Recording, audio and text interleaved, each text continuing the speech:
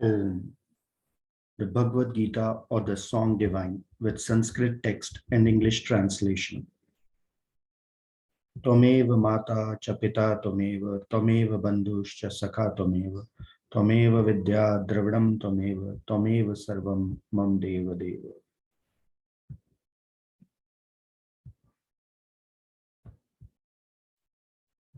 As a book of scripture, the Bhagavad Gita has assumed a position of universal interest. Its teachings have gained appreciation not only in India, but far beyond and its border. Our Gita library alone comprises about 1400 editions of the Bhagavad Gita published in 34 different languages, including 8 foreign languages. This is our humble attempt for bringing out this English edition of the Gita in pocket size and in a popular form. We trust it will find favor with the English reading public. The English translation of this edition has been based on the Hindi rendering of the Gita made by Shri Jaya Dayal Goenkaji, appearing in the Gita Tattva number of the Hindi monthly Kalyan published by the Gita Press. In preparing the present English translation, the translators have made use every now and then of other English translations of the Gita, and we express our grateful acknowledgement for the same. In order to add to the utility of this small volume, an introduction by Sri Jay Dayal Goenka ji and a synopsis of the Gita have been prefixed to the translation, and an article by the same author bearing on the Gita has been appended thereto. Jai Shri Krishna. The greatness of the Gita. Truly speaking, none has the power to describe in words the glory of the Gita, for it is a book containing the highest esoteric doctrines. It is the essence of the Vedas. Its language is so sweet and simple that men can easily understand it after a little practice. But the thoughts are so deep that none can arrive at their end, even after constant study throughout a lifetime. Every day, they exhibit new facts of truth.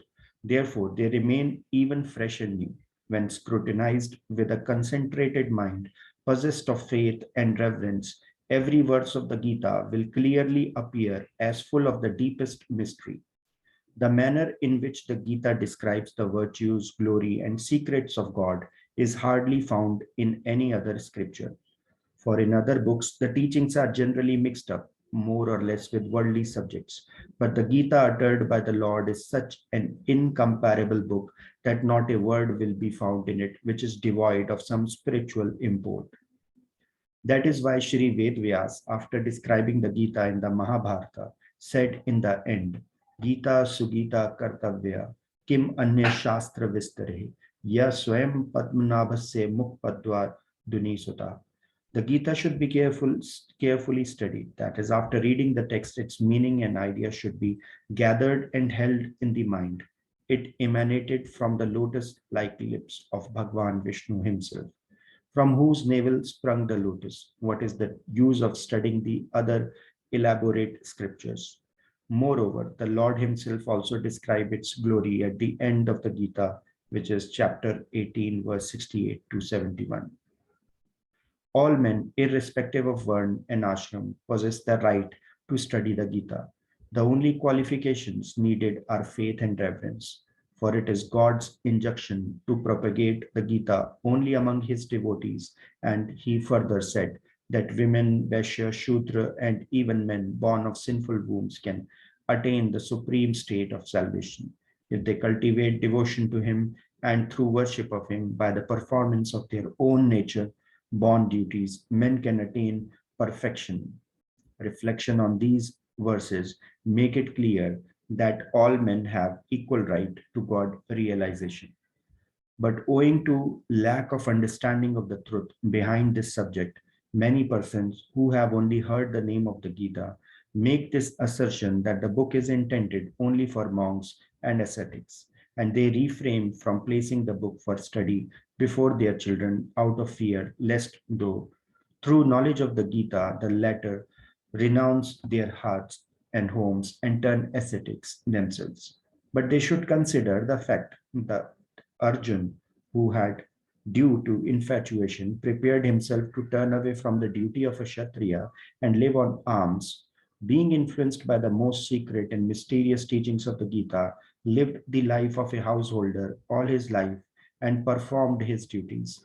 How can that very Gita produce the diametrically opposite result? Therefore, men who desire their own welfare should give up this delusion and, with utmost faith and reverence, induce their children to study the Gita, understanding the meaning and the underlying idea of every verse, and while studying and reflecting on it themselves, should, according to the injunction of the Lord, earnestly take to spiritual practice. For obtaining this most valuable human body, it is improper to waste even a single moment of one's time to indulging in transient enjoyments, the root of sorrow. Principal teachings of the Gita. For his own realization, God has laid down in the Gita two principal ways, Sankhya Yoga and Karma Yoga.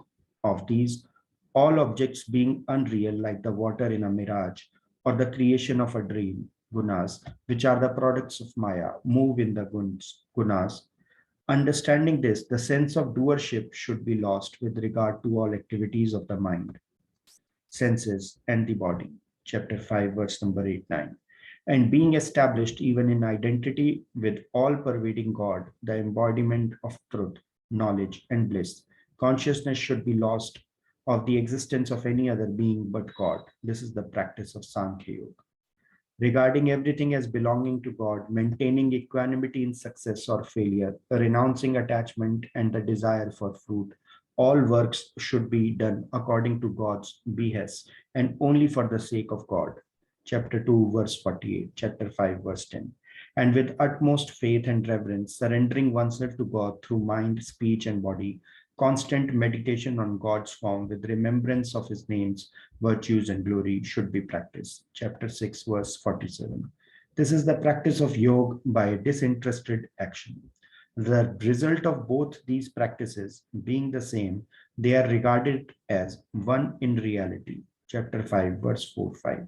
But during the period of practice, they being different according to the qualifications of the sadhak, the two paths have been separately described. Chapter 3, verse 3. Therefore, the same man cannot tread both the paths at one and the same time. Even as though there may be two roads to the Ganga, a person cannot proceed by both the paths at the same time. Out of these, Karam Yoga cannot be practiced in the stage of sannyas, for in that stage, renunciation of karma in every form has been advised. The practice of Sankhya Yoga, however, is possible in every ashram or stage of life. If it is argued that the Lord has described Sankhya Yoga as synonymous with sannyas, therefore sannyas or monks alone are entitled to practice it and not householders, the argument is untenable, because in the course of his description of Sankhya Yoga in chapter 2, verse 11 to 30, the Lord here and there showed to Arjun that he was qualified to fight even according to that standard. If householders were even disqualified for Sankhya Yoga, how could these statements of the Lord be reconciled?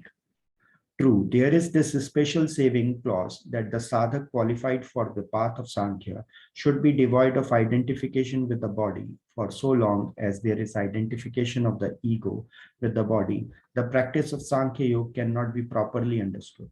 That is why the Lord described the practice of Sankhya Yoga as difficult, chapter 5, verse 6, and disinterested Karma Yoga being easier of practice.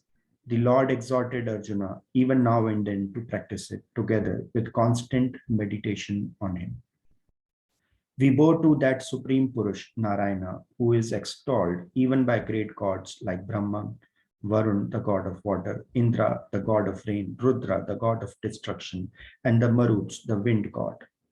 Through celestial hymns, whose glories are sung by those proficient in chanting the Samved through the Vedas, along with the six Angas, branches of knowledge auxiliary to the Vedas, path, division of the Vedic text into separate words, Krama and Jat, particular forms of reciting Vedas, and the Upanishads, who is perceived by the yogis by means of their mind, made steady through meditation and fixed on the Lord, and whose reality is not known even to gods and asuras. Shantakaram Bhujangashainam Padmanabham Suresham Vishwadharam Gagan Satrisham Meghavarna Shubhangam Lakshmikantam Kamalnainam Yogi Dhyanagamyam Vande Vishnu Bhavbhaiharam Sarvaloke Kanatham.